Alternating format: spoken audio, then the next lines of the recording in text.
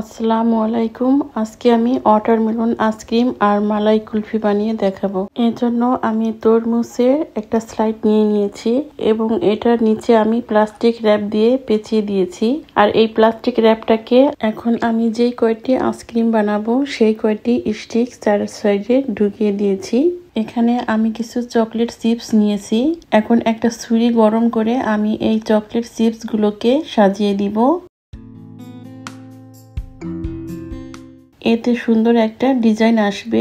ওয়াটারমেলনের যে সিট থাকে সেই ডিজাইনটা চলে আসবে। আমি যদি ছুরির সাহায্যে এটা লাগিয়ে না দিতাম তাহলে যখন আমি ওয়াটারমেলনের মিশ্রণটা ঢালতাম তখন এটা সরে যেত। এখন একটা ব্লেন্ডারে নিয়ে নিলাম তরমুজ, এর সাথে অ্যাড করব 1 cup condense milk,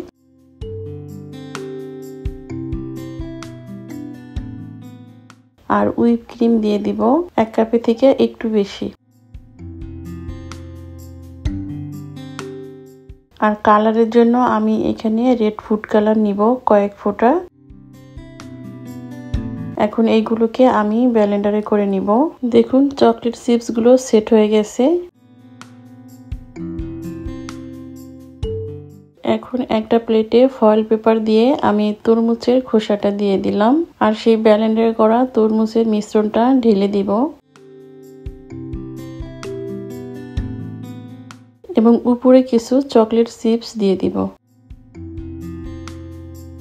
chocolate chips দেওয়া হয়ে গেলে এটাকে আমি 6 ঘন্টার জন্য ফ্রিজে রাখবো। ফিরে আসলাম 6 ঘন্টা পরে। এখন আমি এটা থেকে প্লাস্টিকটা আলাদা করে নিব। হয়ে গেছে, এখন আমি কেটে দেখাচ্ছি।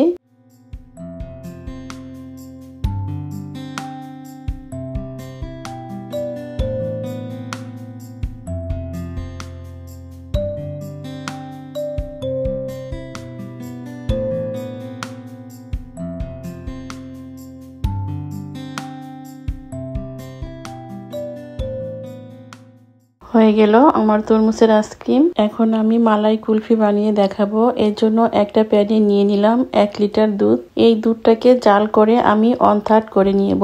এখন এর সাথে অ্যাড করব 1/4 কাপ সুগার।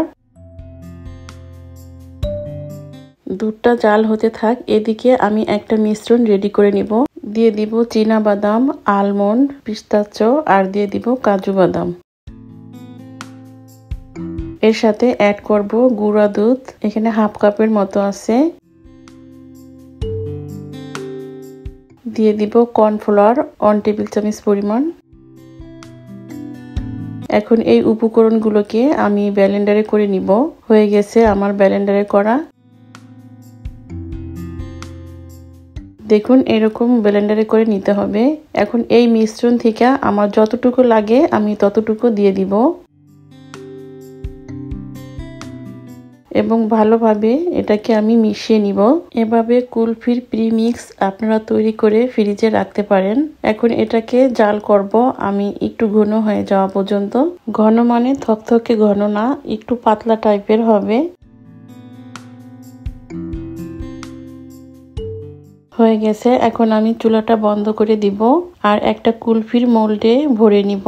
কুলফির মোল্ডে ভরে নিয়ে আমি 6 ঘন্টা ফ্রিজে রেখেছিলাম, ডিপ ফ্রিজে। ফিরে আসলাম 6 ঘন্টা পরে।